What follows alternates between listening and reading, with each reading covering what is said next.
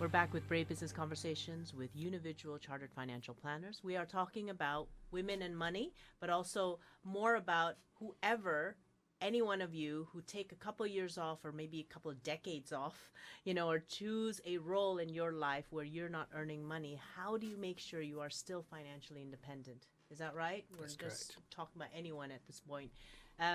So where does that start? Some people get themselves on a track to create a lot of income and be financially secure, but some people find themselves always choosing a path that is less paid. Where do you think that comes from? Yeah, Simon? I mean, I've got to be careful. I don't want to get into sort of pop psychology or anything like that. But I think certainly it's something from personal experience, raising my daughter. I've got a son and I have a daughter. And when it comes to Christmases and birthdays, the toys that they tend to get from other members of the family tend to sort of fall into pink and blue categories. Yes.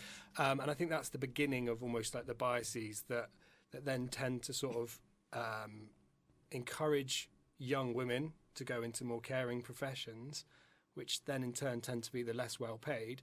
Whereas boys, they're given trucks and diggers and they're kind of encouraged more to head towards the STEM route, which then leads them into tech jobs, which in turn, and certainly when we look at the initiative that we're working on, one of the first moments that matter is certainly growing up, studying and requalifying. Yeah, absolutely. I love these old Disney films, for instance, Yeah. or old films in general, where all women do is just wait in a really tall tower for someone to Yeah. save them, and then they come to life with a kiss or something. Yeah, or they're reignited from a sleep or whatever somber They're always experience saved they're in. by a white yeah. knight. And they're always waiting for someone to take care of them, isn't it? So I love how the children's books are being rewritten. Yeah, Yeah, really and a lot nice. of Disney films are changing now, Oh, and absolutely. things like that do help. But I think when I was at school, so I'm an '83 baby, so I was at school in like '90s and 2000s, and there was definitely an encouragement of what you're talking about. But I do think that is changing now, and I think what schools are starting to realise is that it's actually okay to say, right, we're going to put a session on for the girls. Just for the girls, and it's going to be women coming in and talking about their careers in construction and science and working in a laboratory and working in a tech firm or marketing or whatever it is. And that's going to, seeing those role models is then going to encourage those girls to want to have a career in that way. Whereas if it's always a chap coming in, then they haven't got that role model and there might not be that belief that they can achieve that. Yeah. So definitely starting at an early age is really important, which is why laying these foundations for parents is something to think about as you're raising your children. The messages you're putting out now might be subtle, but those subtle messages might determine what career path they aspire to go down. Yeah, I mean, or the other thing is just fix the salaries and carer roles. Yeah, Because, that I mean, in an Yeah. ideal world, yeah. It's a two-prong issue, isn't it? And sometimes men are pushed into STEM roles when they're not. They want to be in a carer role, or they want to stay home as a dad. But no, a man is always going to have to be the breadwinner. That's also, I think, a stress point for many people, because they're not allowed to be who they are. Because of some kind of social conditioning. They don't want to be the white knight. They want to be the one staying up in the tower, Sure.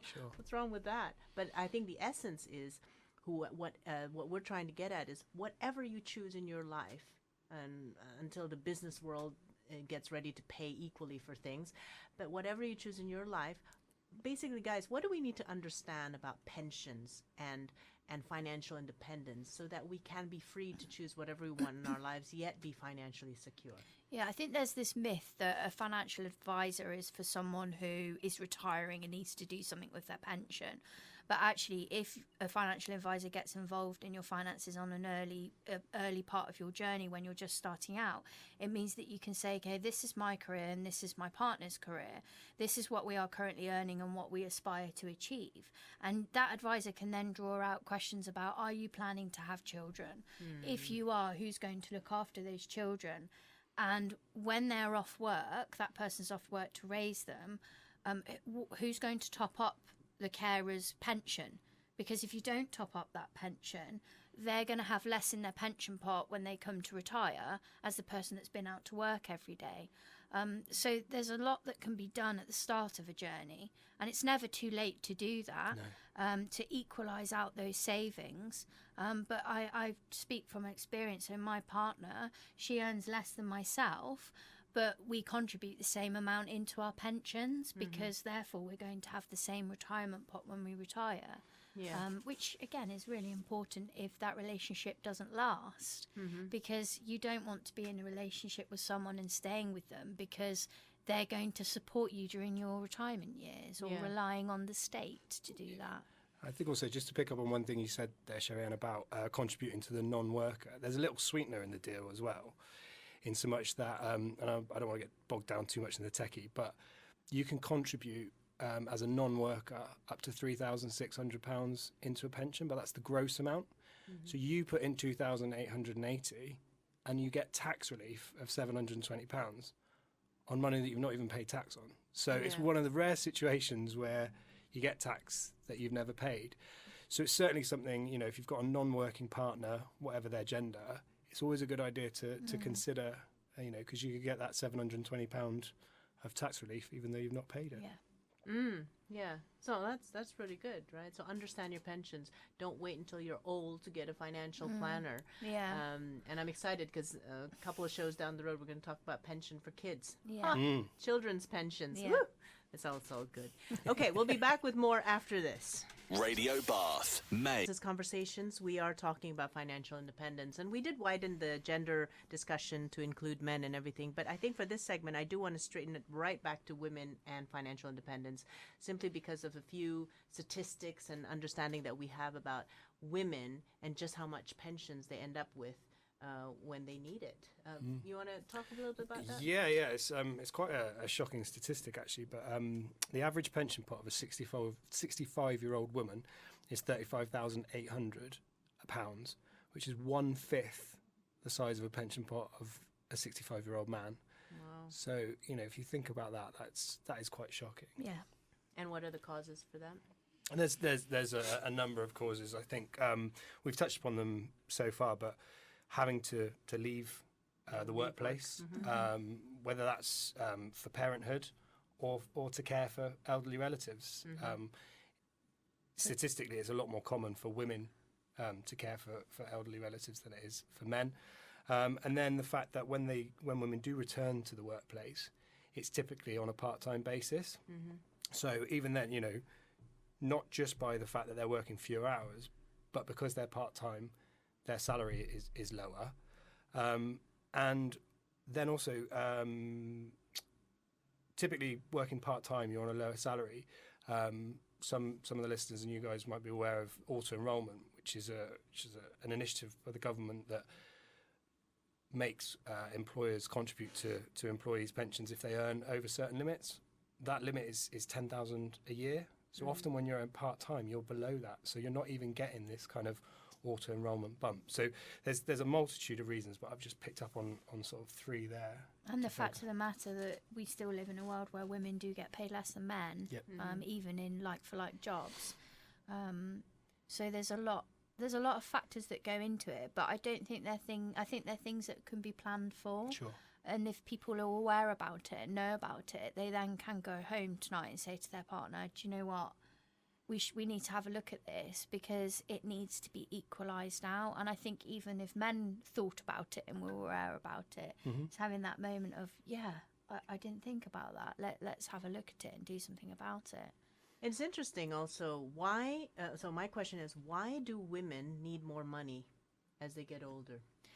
Well, women do have more complicated, on the whole, have more complicated health issues as they get older.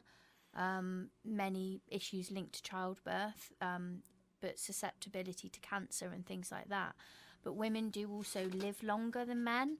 So often because they're living longer, it costs more for your care during those latter years. And a lot of people don't like to plan for later life and care.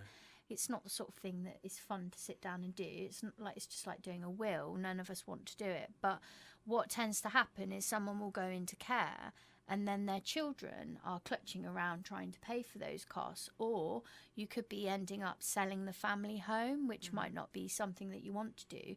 but also could have huge tax implications as well. So it's quite a complicated thing to plan for, and men need to plan for it as well. But if women are going to outlive their husband in a traditional 2.4 world, then if their husband's pension is not there and their support is not there financially, yes, they'll have inheritance, but there's huge tax implications to that inheritance. So it's about having the cash flow. And I think it's really important that, you know, you sit down and you say to your parents, what have you got planned for later life, so that we're not in this awful situation where someone has a stroke and you're putting them in having to choose between a poorer home because you can't afford the care costs. Yeah, or kind of even worse, having to step in yourself. You know, I think during the research that we've done as part of this initiative, 1 in 3 women in their late 50s is caring for an elderly relative. So, you know, there's the piece, the really important piece that Sherry-Ann just talked about from a financial point of view, but also your time that, you know, you're having to provide that care, and it's ever increasing that care is actually, rather than paid for, it's provided by relatives.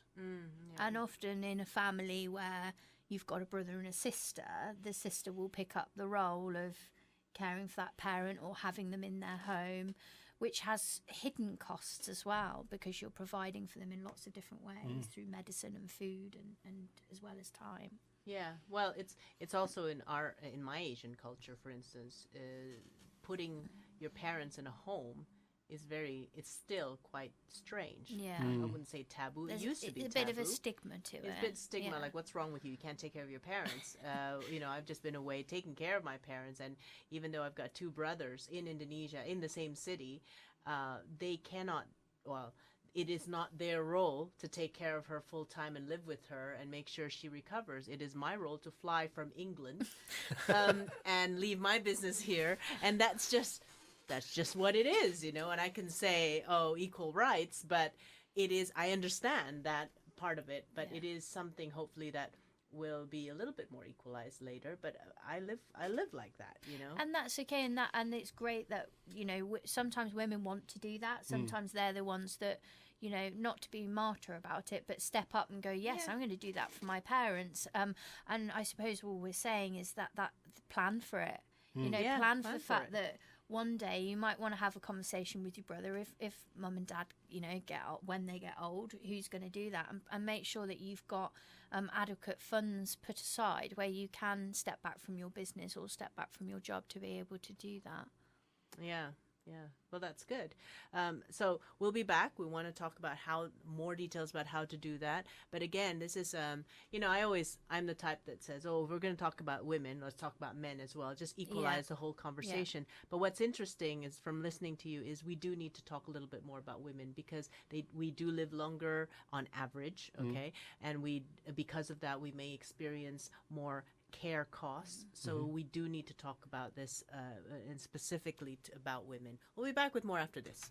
Need that special gift for a loved one? Birthday, anniversary, special occasion, or just a treat for yourself? Bath Aqua Glass Shop at the Abbey Church Yard is open Monday to Sunday and have the perfect handcrafted unique gifts for every occasion, designed and crafted in the heart of Bath. Plus, activity bookings are also available for an extra special gift. For details of offers and our glass-blowing workshops, call Bath 428 146 or visit bathaquaglass.com. Supporting independent shops. Bath Aqua Glass. Made with love, given with love, sent with love. Here at My Small World Toy Store, we fully appreciate how bonkers the average family breakfast can get, because we're parents and carers. So if we could deliver your breakfast to you to make life easier, we would. Instead, we'll settle for getting you same-day delivery on beautiful, sturdy and unbeatably cool children's toys. So we've got you covered for that last-minute birthday gift, even if we can't help get cereal out of your little darling's fringe. My Small World Toy Store. For the little gifts, for the big gifts, for everything. Come and see us at Southgate Bath or visit mysmallworld.co.uk. Tantalise your taste buds at Plate Restaurant, set just behind the Bird Hotel in Bath, and indulge yourself in proper wholesome food and wine. Our ever-changing menus feature the finest ingredients from farmers and fishermen, hand-picked to create spectacular, playful dishes, ideal for sharing and socialising over. You'll love the outside terrace, the cosy lodges, domes, and food served up with cracking views over Bath Abbey and beyond. Open every day. For reservations, call 01225 580 438 or find out more at thebirdbath.co.uk. Made locally in Bath. This is Radio. Welcome back to Brave Business Conversations, still with Unividual Chartered Financial Planners.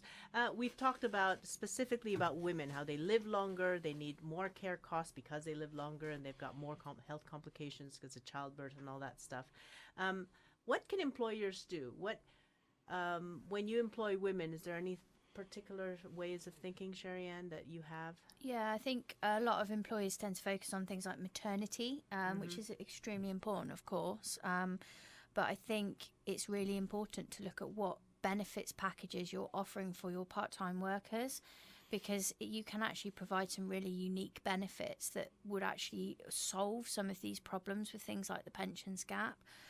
So in and around workplace pensions, Simon, could you go through the limits? So yeah, we talked about earlier about so that there's certain age restrictions. You have to be over 22 and you have to be earning over £10,000 a year to be automatically enrolled into a workplace scheme. But I think what a lot of people don't appreciate is that doesn't stop you from opting in if you're earning below those levels. So it's about knowing your rights and actually, as an employer, you kind of have a responsibility to make, you've got a legal obligation to make your staff aware of their rights under auto-enrolment. Yeah, and having that approach that you want to look after your staff and give them something bespoke. I know it's difficult from a HR point of view because you want everyone to have equal things, but at the end of the day, if you are allowing your part-time workers to have something bespoke to them, that's going to better their lives. And you can offer things like financial well-being workshops. We go into quite a lot of businesses and offer free sort of planning and introductory finance workshops to staff, which can help them engage in some of these topics so that they can then go home and speak to their partner and start planning for these things. Nice, just educate. It all starts with awareness, doesn't it? Sure. Definitely. Yeah. Do you also do workshops with partners, with families? Yeah, we do a lot of that. We have quite often we might get a client come to us who say, we're looking at these areas of our finances, and we would encourage conversations with wider family members. That we find it very important to be transparent and open, because as a culture, and I think we covered this on one of our previous shows, as a culture we don't like to talk about money, and we like to keep things hidden and not worry the kids about it, even though the kids are 40. So we do encourage. We're still kids, yeah. So we do encourage a lot of engagement. I think there's nothing wrong with employers encouraging that engagement as well, and try to make sure that women have got that independence within their situation. Absolutely. So let's say there's a family or a couple where one of them is a stay-home parent, right? Well, and I know you talk to people even like as a free diagnosis and everything. Yeah. What will you be asking in that free diagnosis if, let's say, a couple comes in, hey, one of us is not earning, how do I do this and that? How do I make sure we're both financially independent? What do they need to prepare? Yeah, so I think you got to establish that they're on the same page about things, because one of the really interesting things about couples is no two couples' approach to money is identical. Sherry-Ann, you touched upon your personal circumstance and how even though your partner earns less than you put the same amount into a pension. Other people wouldn't be like that. No. Some men in a relationship, but equally some women in a relationship, are like, this is my money, that's your money.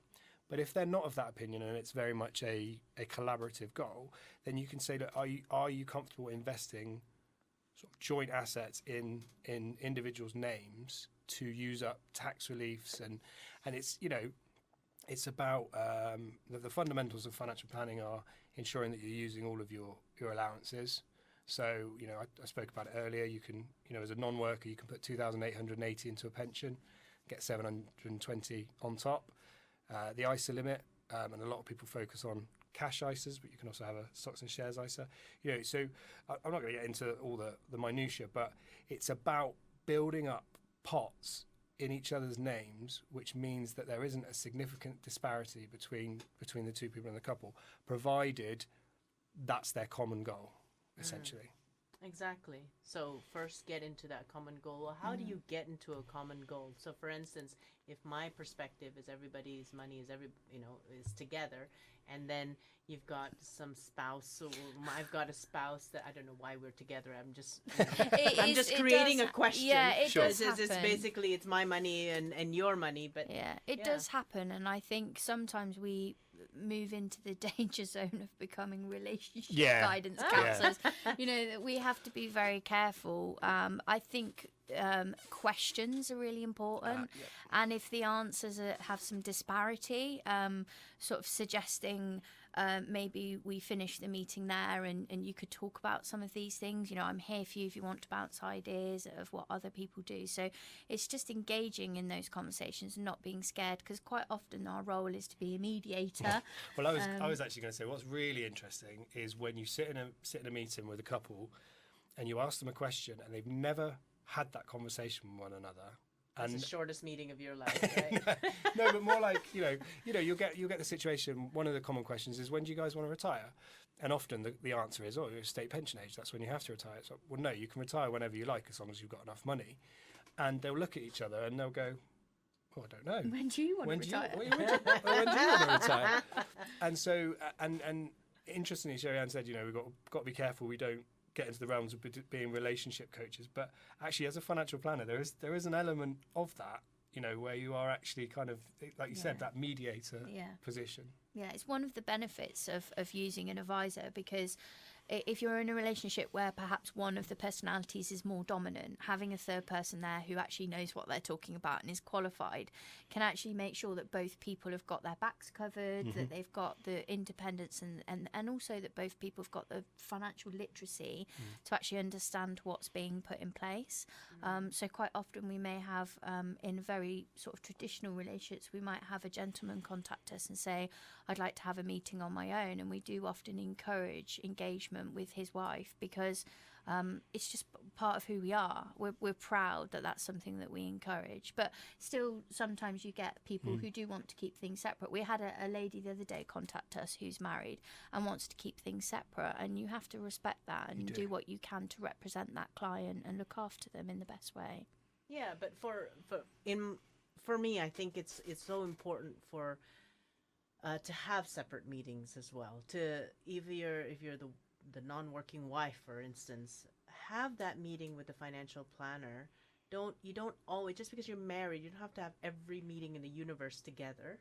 Why? Because sometimes when you are alone, you get to ask those questions, and if you don't understand, you really just take the time to really ask those questions. Sometimes when you're in a meeting, and it's not just husband and wife, it's also business meetings, right? Definitely. When you're meeting with other people and everybody gets it, and let's say you're kind of not feeling to get it, sometimes there's a psychology of, I'm just going to pretend like I get it, right? But for me, because I know finance isn't my strong point, understanding all the schemes and government terms isn't my strong point, I literally just sit down and really have that conversation alone with a financial partner, financial planner, because and if it takes him 5-6 times to explain the same darn thing to me, we'll just have more coffees. That's it. Exactly. We could just have a longer time together, because it is so important. Because I know when I'm in a dynamics of like a conversation with 2 or other people, I sometimes just like, what, I'll get to that later. I don't really understand it, but I don't want to keep them behind. I'm just gonna roll along, and then I go home and I'm like, actually, I really didn't understand that scheme. Yeah, I think as well, like we spend quite a lot of money on training our advisors from an emotional intelligence point of view, so they're very good at sitting in a meeting and knowing if somebody feels like that, and it might just be after that meeting a little call to say, did you understand everything, is there anything else? And you're very good at coaching that out and setting out at the ground. So it doesn't matter how silly you think your question is. Believe me, I've been asked it before. Just crack on and ask me and tell me if you don't get something. And often in the couple situation, or in that group situation you talked about, there will be other people in the room who've got the same question, but they're too afraid to ask it. And exactly. And it could be your husband. Well, precisely. It's that male bravado thing. But I think I'd take it a step back actually, and say that fewer women will actually engage a financial planner because they often think that they don't have enough money, which is it's a common thing we find, isn't it, Sherry-Anne? That you know, people say, "Oh, I'm not wealthy enough to have a financial planner." You know, certainly That's we the as point. a firm, we you know, that's your starting point. Where can we get you to, type thing. So it's actually, you know, not being afraid to open that dialogue and approach a financial planner and say, "Look, this is where I'm at," because the chances are, however bad you think the situation you're in, it will only get significantly better if you reach out and get help. It's not helped by many years of our industry. You know, you go onto the Money Helper website, which is a government website, and you're looking for an advisor. And one of the questions it will say is, do you have assets under management of less than 100,000? Straight away, people are like, what does assets under management mean? That's the first question. So you make an assumption, does it mean I have 100k or less? That question alone makes someone feel like they have to have more than £100,000 to invest to use a financial advisor. And the reason they're asking that is because many firms do say, I would like you to have 100k for it to be Minimum. worth my time. So we understand why that stereotype is there, and we're just working extremely hard to talk about it as much as possible to make people realise that that's not the case with our firm. Some of our clients are just having a first-time mortgage with us, and that's all they've done. But we're there for them later on down the line when they would like to receive more advice from us. And yes, that does mean that we lose money on some of those clients because the amount of work that we put in for them. But things even out in the end. And it's all about, for us, making sure that everybody is aware that nearly everyone can seek financial advice and not feel like they're not rich enough or famous enough or old enough. Whatever stereotypes we have. Yeah, I think it's also the trust. I like to deal with people I can ask stupid questions to. Yeah.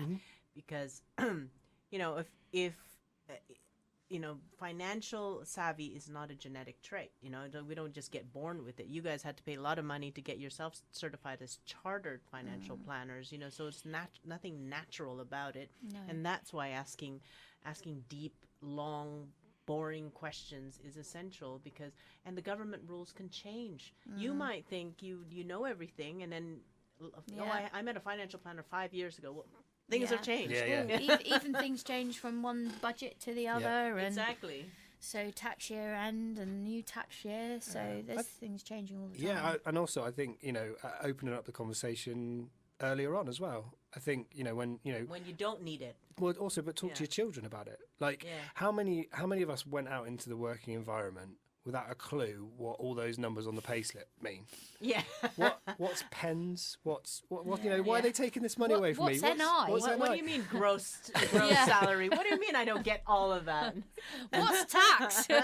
And it's because, I mean, part of it is you know, education. There's not, you know, financial education isn't kind of highlighted sufficiently in schools, but also, you know, those of us who are parents have a responsibility to have those conversations with our children and actually educate them and talk to them about what's a mortgage, you know, what's a payslip, what's a credit card, what's a pension. Have these conversations earlier.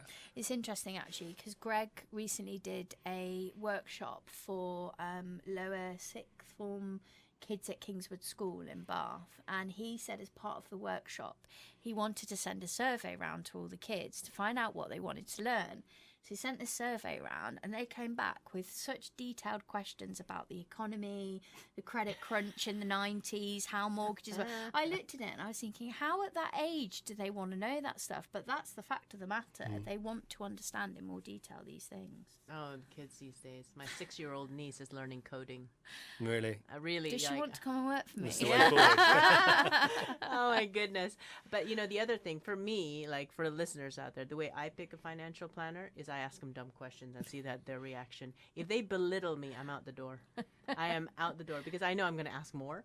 But even if I do know the answer, I just want to see, can I trust you to be on my side? Yeah. Because the other thing is, no matter how many questions I ask, I still, like, my brain still doesn't process it quick enough for me to make that decision. Sometimes what I notice over the years working with financial planners for my assets, sometimes I just say, well, what would you do?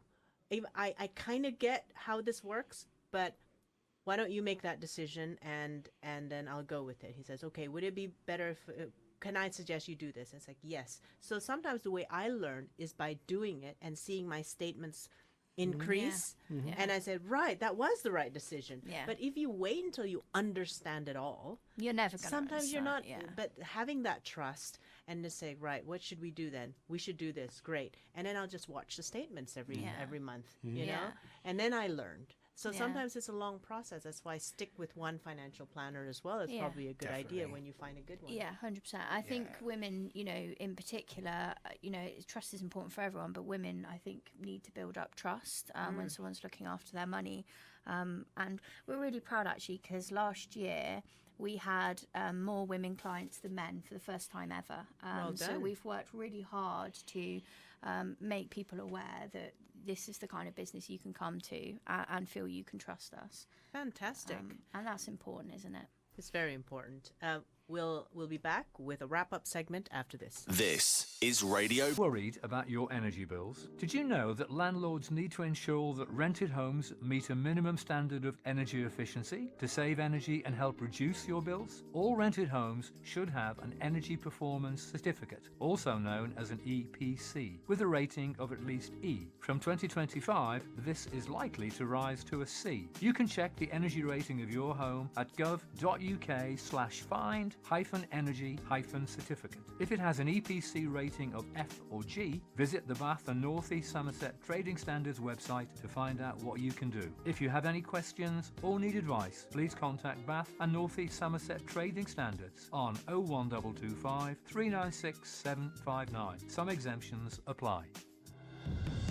Coming to the Civic Trowbridge this April, Someone Like You, the Adele Songbook Tribute. Join us for an evening of incredible live music by one of the biggest selling artists of all time. A tribute celebrating Adele's biggest hits from all 4 record-breaking albums. Someone Like You, the Adele Songbook. Friday, April the 1st at the Civic. Get your tickets at thecivictrowbridge.co.uk. The Civic. Meet, entertain, celebrate. Come to the new Diana's Cafe on Manvers Street, Bath. Your COVID secure cafe with social measures in place. Serving all-day hearty breakfasts, bacon rolls and sandwiches to grab and go. There's scrumptious hot and cold lunches, including freshly made sandwiches with homemade bread, wraps, fresh salad, vegetarian selections and other delicious delicacies. With indoor and outdoor seating, free Wi-Fi and luggage storage available.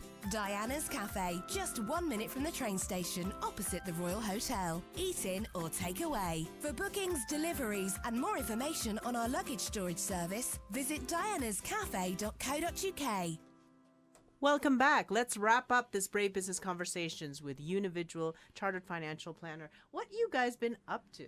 Gosh, I haven't seen you in ages. Yeah, it's been since I think our last show was in January when we did New Year, New You, New Year's resolutions, wasn't it? And we've done quite a bit since then.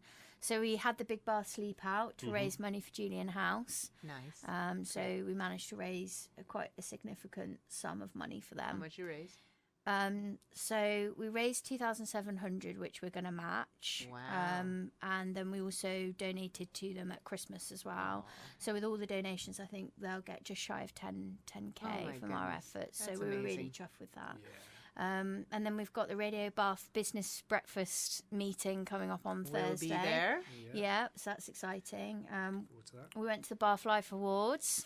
Congratulations. Tell us more about that. So we were nominated for the Civic category, which we were super chuffed about. And rightly so. We shouldn't have won that because Bath Food Bank won. So I would have been almost upset if we had won and that's for one. giving back to the community. Yes, Sure. yeah. But we did pick up the best legal and financial services firm in Bath. So Congratulations. we were super chuffed. And I look back on previous winners, and it's been over 5 years since a small company has actually won an award in that category. Really? So we were really pleased. So yeah, and what with that and tax year end, we and recruiting as well. We've been You're growing your extremely team? busy. Yes, we are. So we have 4 placement students at the moment who will be coming to the end of their placement. So we will be taking on some new placement students, hopefully 5 or 6 this year. Nice. Most are from Bath Uni. Yeah. And then we're also recruiting for additional paraplanning people as well to support our advisors who are growing their businesses. So lots going on. Lots going on, and I'm not surprised that you won that award because I think I can sense people's energies a little bit, and I think having financial planners with your level of helpfulness and your website is just always filled with resources, and then you always give back and doing fundraising around the community and being more than just a boring financial planner. I think it's very important. Not boring. Yeah. We'll be back with more Unividual next month and more Brave Business Conversations next week. See ya. This is Radio Bath.